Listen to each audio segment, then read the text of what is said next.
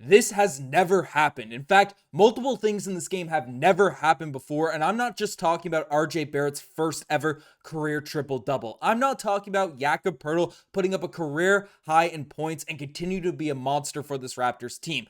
I'm also talking about one thing that we have never seen from this Toronto Raptors group happen tonight against the defending NBA champions, the Boston Celtics, who, yes, were without Jrue Holiday, who were, yes, without Kristaps Porzingis, who has been out for the start of this year. But this team is still one of the most formidable opponents in the entire NBA, and they were firing on full cylinders here tonight. And frankly, the Toronto Raptors just did a ton of things that were remarkable to witness. So we're going to break down everything that happened in this game, all the crazy storylines, and frankly, just all the big moments that are going to have some serious implications for this team moving forward into the future. So lots of stuff to dive into in this video. But before we do, folks, again, over 67% of our viewers haven't hit the subscribe button just yet. So if you want to stay up to date with everything that's going on with this Toronto Raptors team, make sure you guys hit that sub button, because you might look at the record, you might look at this squad and be like, Ben, why are you getting excited over this Toronto Raptors team? Look at the loss records. Look at what's going on here now at this point. But there is so much to get excited about with this Toronto Raptors group, this team this season. And even if it doesn't lead to a ton of wins, it doesn't lead to a ton of W's for this Raptors team, they are just showing out 80% of nights. There's been a couple of stinkers thrown here or there over the course of the season, but there's always some big moments to break down in these games. And the first thing that we do have to talk about is the man himself, RJ Barrett, who is just continuing his emergence as a star out there in the NBA right now in terms of his performances over the course of the season. Had a couple of not great games on the road a couple times last week. The defenses are locked in on him. Again, no IQ, no Scottie Barnes, not a lot of players out there playing for the Toronto Raptors, but RJ Barrett tonight, first ever career triple-double, and missed a few shots, was a little bit cold for stretches, but still 25 points, 10 rebounds, and 15 assists. 15 assists from RJ Barrett, and these weren't just your classic kind of easy sort of passes. I got a reflection of my glasses there, but easy little dimes, hands off, people finishing stuff. There were a couple of easy ones to Jakob Poeltl, because Poeltl was just an absolute monster tonight as well, which we'll discuss. But RJ Barrett's court vision and willingness to pass, willingness to just, come out and make these thread the needle dimes, so that a behind the back pass is just smooth kind of moves out there for RJ. His vision has just been on another level, and especially where all the defenses are focused in on him. And this is a skill that is crucial to become one of those star level players out there in the NBA, because there's so many guys that can put the ball on the floor, that can put the ball in the hoop, that can score at a high level in the NBA. But, you throw that secondary defender on them, you throw that extra pressure, and they just kind of get stifled. And it's, the difference between a good stats, bad team type of guy and then a guy that can really be effective in winning situations, the ability to create for your teammates, the ability to get those open shots, open looks. And frankly, if a few of those threes end up going down, RJ Barrett would have had 20 assists in tonight's game. So RJ Barrett, again, the development out there in terms of his passing ability has just been something to behold over the course of the season, and he's still getting to all of his spots. He was the reason the Raptors were able to stay in this one during the stretch, during the clutch, just went toe-to-toe with Jaylen Brown, with Jason Tatum, with all these guys out there in the Boston Celtics, and it was punch for punch, man. Like, the Celtics were coming in hitting some phenomenal shots, but RJ Barrett would come down and not be phased. And it wasn't just RJ, it was this entire Toronto Raptors team. But frankly, I want to give the first little bit of credit, first little bit of shout out to RJ Barrett. So that's a huge game for him in this one tonight. And, first ever time we've seen a triple-double happen for RJ Barrett. Never seen that before. And this continues with terms of storylines, things we haven't seen before, because Jakob Poeltl's career high going into this one was 31 points, and he had 35 in tonight's outing. 35 points, 12 rebounds, 1 steal, 16 and 19 from the field, 3 of 4 from the free throw line. And I was getting some crap in the comment section yesterday, because I called Jakob Poeltl a star center, and depending on how you interpret the word star, I can see how that could be, something that might be taken as that's hyperbole, Ben. What are you talking about? You're crazy. But Jakob Poeltl is clearly, to me, what he does on both ends of the floor, like at least, like at bare minimum, like a top 12 center at the NBA. You probably put him top 10. I was thinking about it, putting together the list. I won't do the full rankings out there right now. And I think of a top 10 center in the NBA as a star player. But the way that he's just, again, he doesn't do anything flashy. He doesn't do anything crazy. No crazy highlight blocks. And that's why, frankly, he's underrated a ton of times for, people that kind of watch his game, watch him play, and do this type of stuff. But his little float shots, his little touch around that, 7 to 10 foot range, it's just really been solid his entire Toronto Raptors career, but has been taken to another level, especially over the past month for this Toronto Raptors team. We have PG, hitting him in those mid post areas, and his touch has just been great. And he's positioning, and the lack of shooting, right? He makes up for it just by figuring out what pockets to sort of dive into. And then,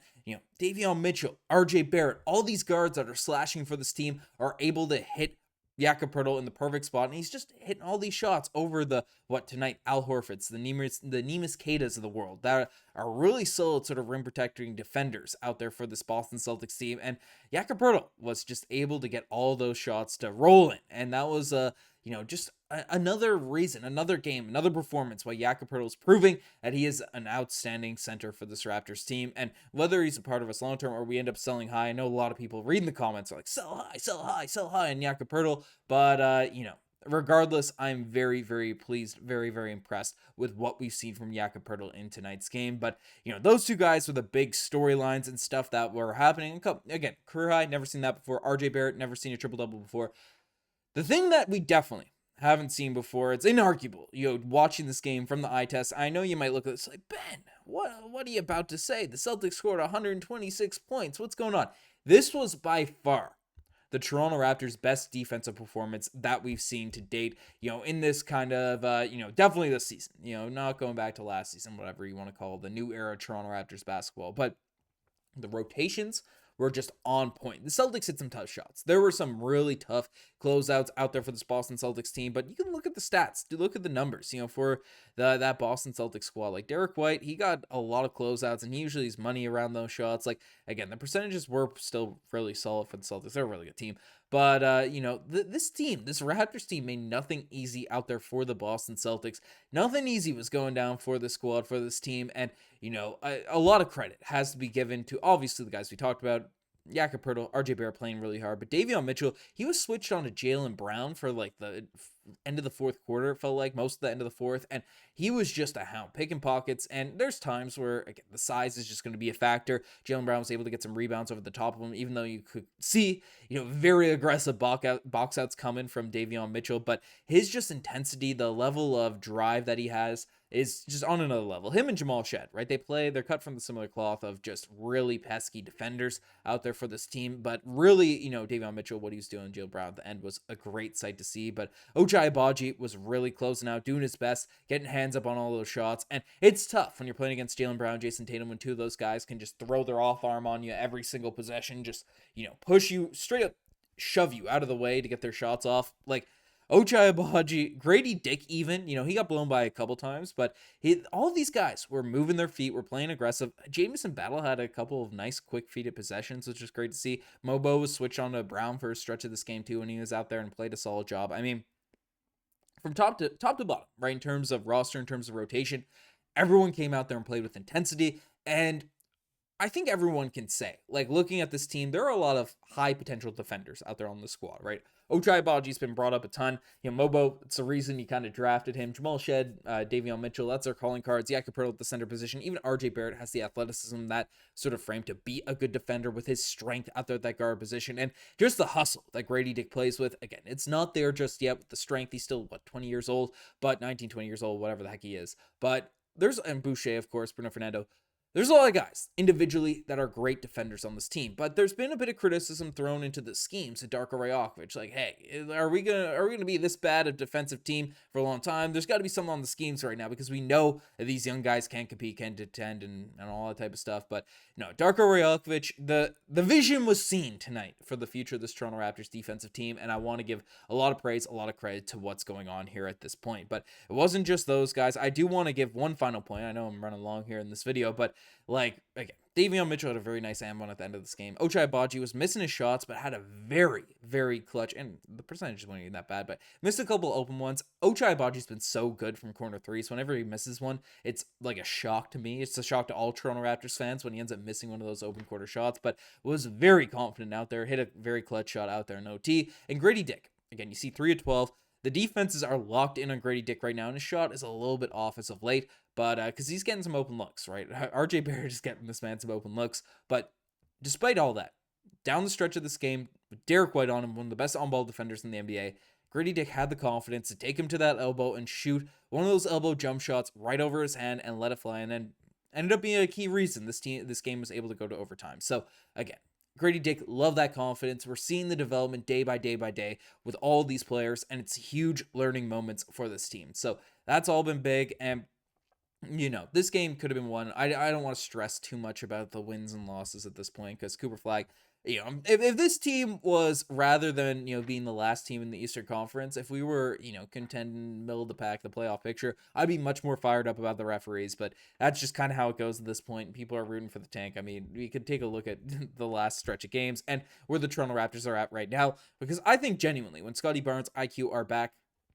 knowing the luck of this team this season, other players will probably be injured, but knowing when those guys are going to come back, we're going to win more of these games. So honestly, if we are going to lose, like if we're going to lose out, it's fine. I'm not stressed about losses. Obviously, as a Raptors fan, a diehard, I'm never going to root against this team in these games. Maybe before March, before April, I'm not rooting for this team to lose, but it's we can all accept losses without the emotional kind of sadness that we may have had in previous years. But let me know what you guys think in the comment section down below about this team, about this game, everything that's going on with this Raptor squad. You guys best think as far as subscribe to the channel. Anyways, I'm signing out.